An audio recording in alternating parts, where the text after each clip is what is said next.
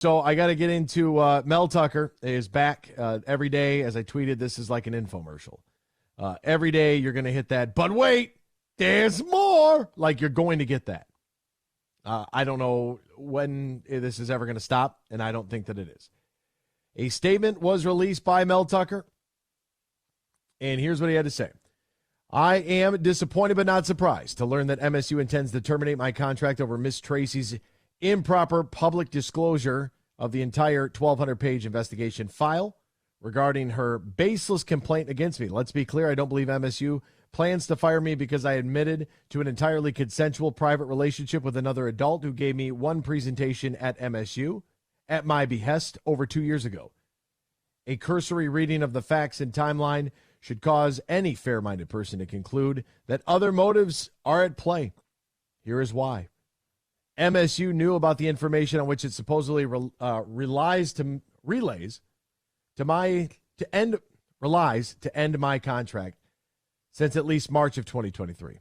The complaint was filed December 2022. Yet only after Ms. Tracy and potentially others leaked confidential the investigation report to the press did MSU suddenly decide the same information warrants termination. MSU is punishing me for Ms. Tracy's leak, which violated MSU's rules regarding confidentiality of the investigation. MSU has cut off any semblance of interest in the truth or due process by terminating me weeks before the hearing. I chalk this up to another about face. In A.D. Haller's press conference on September 10th, he suggested MSU was suspending me as an interim measure.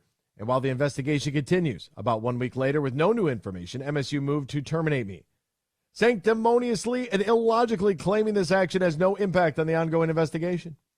The investigation is designed to determine if I violated policy. I did not, but regardless, basic fairness requires that process play out before any sanctions are determined.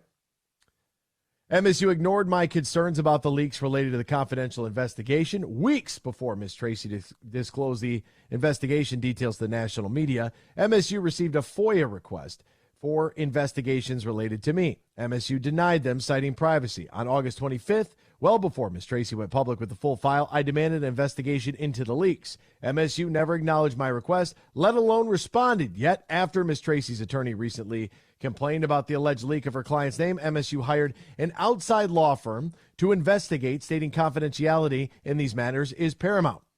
So when I complain, nothing happens. When she complains, MSU acts. This double standard reflects the bias against me through this process. MSU sent its notice of intent to terminate just days after I emailed Alan Haller requesting a medical leave under the Family Medical Leave Act for a serious health condition. Oh, hold on here, Mel. Hold on here. Now, I don't necessarily disagree with anything that he said there. He raises some really good points. However, Mel Tucker was once with the Chicago Bears. And on December 29th of 2014, the Bears had not yet fired Mel Tucker because he filed for FMLA. FMLA, the key, acronym, also known as the Family and Medical Leave Act. So now we have a little bit of a scent and a little bit of a trail. And I'm not telling you the man's not dirty. But what I am telling you, he raises some good points here. It's a good point. They're adults. He's saying it's consensual. Is he still an idiot? Yes. Am I absolving him? Absolutely not. But everything he's saying does kind of add up. It all kind of adds up here. Leadership at MSU's got their backs against the wall. They're up against the ropes. They're taking body shots left and right, ready for that knockout. Do I believe what he is saying about like this other, here's the deal. If you'd have been wildly successful, and now I know this to be fact, I thought maybe because of everything that has taken place and transpired, we'd figure it out. I thought maybe. And then last week when I brought up the Outside the Lines report that was from 2018, a Michigan State fan called in and said that I was piling on and that he was disappointed. Disappointed with what? A factual report that there were 16 complaints of allegations of abuse towards women. under Coach D. And in the event that your current head coach gets suspended without pay and eventually terminated with cause, according to MSU, in the wake of him being terminated due to what you may deem as an inappropriate relationship with a woman, you wanted to hail and praise the fact that Coach D was going to be there to help out. Okay. Processing here. Now, I saw this from a guy who I really enjoy. I really do enjoy following him. Tried to get him on the show. Eventually, we're going to connect on a scheduled date that makes sense. Here's what doesn't make sense. But like this individual had posted this, and it was just a picture of Urban Meyer. And it said, I don't even know what it said. Do it, like bring him, whatever. According to the message boards here, Spartan Tailgate, what do we honestly think about Urban Meyer? I'd be all in. And a big hell no to Fleck, especially his shtick is over. No to Doozy, even though I have a lot of love for him. And no to Candle. What do we think about Urban Meyer? I don't think you bring Urban Meyer in after you fire a coach for moral turpitude. I'd be 100% out on Meyer as a coach. We can find a coach. ... The response to it was he won national championships in 2 different places and has always been complimentary of MSU. I'd make an exception to the character requirement for Urban, said one Michigan State fan.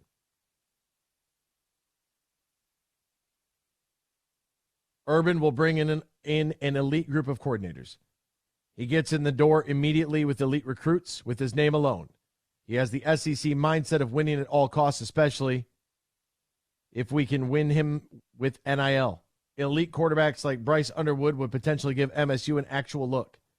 Lastly, his hate for scum and familiarity with the rivalry. Scum being the acronym that is used to describe Michigan by some. In response to he's won a national championship in 2 different places, not a fan of Meyer, not a fan of bleep people, but if we have to embrace it, at least it comes with wins, and I would support, just not respect.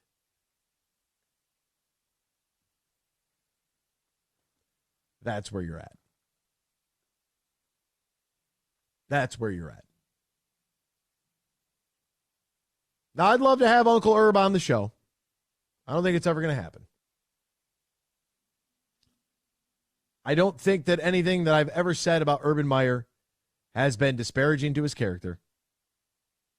I find it oddly coincidental that when asked about the ordeal involving one of his assistant coaches with an alleged domestic violence altercation, that he didn't have any knowledge, nor did he speak to his wife about it. Coaches' wives are very close. They're very close. That is a tight-knit group there, because they're on an island all by themselves trying to raise these kids with the man in the house running around like his hair's on fire. The ties that coach had to Urban Meyer's mentor, did he protect and harbor that individual? He didn't remember anything. They took his phone. They scrubbed his phone, whatever. I don't even know what that means. I think they had his phone for 5 hours or 4 hours or something crazy. He was removed at Ohio State and replaced with Ryan Day. Had the health concerns, but was back into coaching in Jacksonville, and then talked to anybody who was there in Jacksonville, and they'll tell you what a disaster that was. I didn't want him at the Lions. I didn't want him at Michigan. I don't want him anywhere near my program. I'm sorry. Same way I don't want Jalen Carter near my program. Same reason I don't want Joe Mixon on my team. The reason we can go down the list. Folks, eventually, you got to stop doing this. And the fact that Jacksonville gets on a team plane after playing Cincinnati, goes back to Jacksonville. Their head coach does not get on the team plane, but instead goes to a steakhouse, and then photographs emerge on the internet of his hands below the belt line of a young lady who was backing that thing up into his lap. You can't be serious. But you don't really care.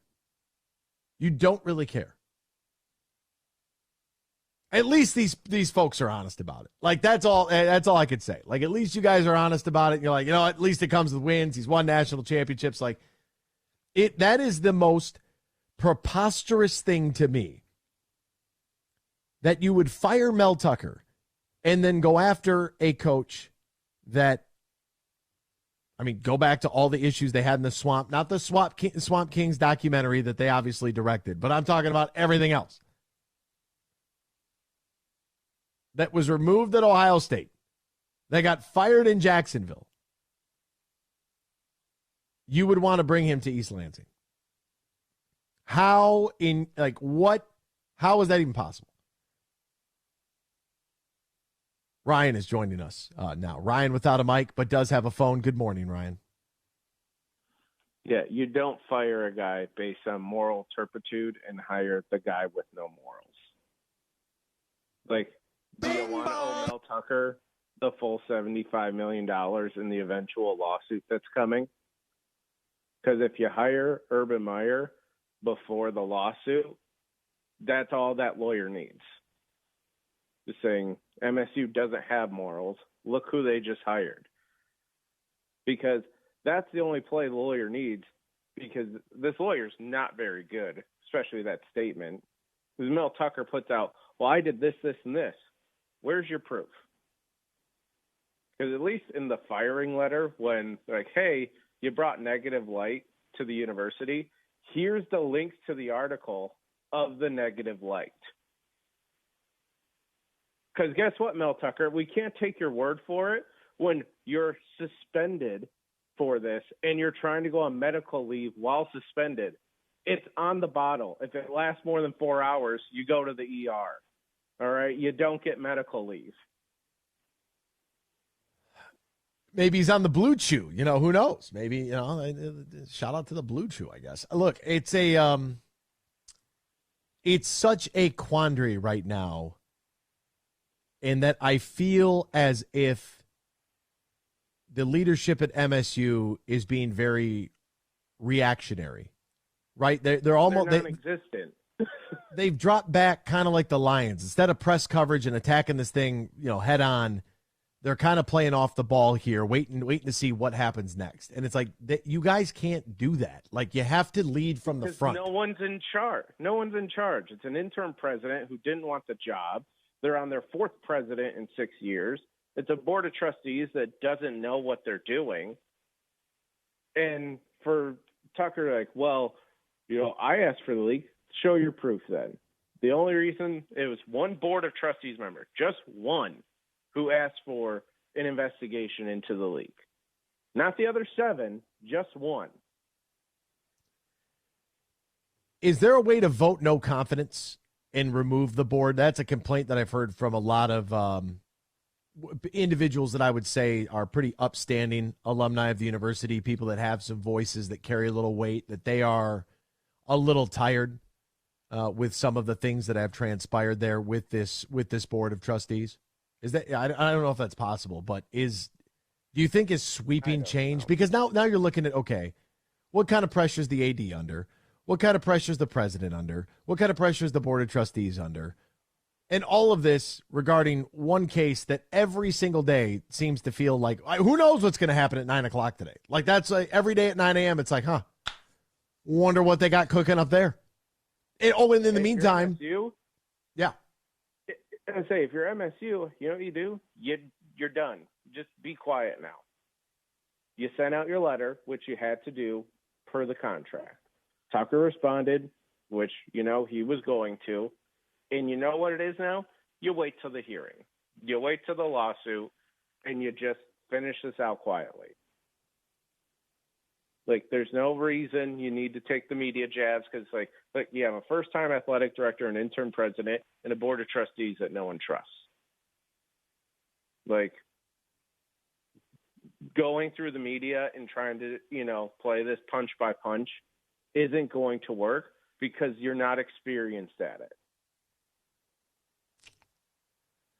Yeah, you guys need like a Gene Smith someone who's been around the block, who's seen a lot of things. You know, you need somebody who's been in the trenches that, you know, has the, you know, financial acumen as well as the PR, as well as the process, that's dealt with some things. All of these things are vitally, vitally important to being an athletic director. That's why, like, these jobs, what these coaches make, what these ADs make, like, there's a lot going on here. I do find it fascinating that we do involve and interest ourselves as much with leadership of a university and not as much what's going on leadership-wise of this the place we live, but that's neither here nor there. It is quite interesting. I just don't think in any way, shape, or form, if you're a Michigan State fan, let me put it this way.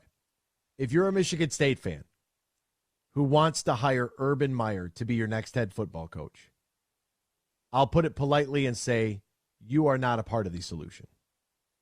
You know the other line that backs that up. And that is, you talk about breaking cycles, making hard choices. You know, sometimes doing the hard thing and doing the right thing, or it's doing the same thing. And this is a scenario and a situation where you have very outspoken fans asking for a hiring of a guy that is basically in the same negative spotlight. I mean, at this point, just go hire Mike Babcock. He's won a championship. He can make everybody put their photos up on the big board. He's got Michigan ties. Michigan ties, baby. Same thing as Urban Meyer. Put it on the poll. Urban Meyer, Mike Babcock for Michigan State's next head coach, because that's the small-minded thinking that we can only think of. Let's not do a coaching search. Let's just get, you know, the next P-word guy that just got fired. That's Ryan and Ben of Anthony. We'll see you tomorrow. Same time, same place. X's and Bros.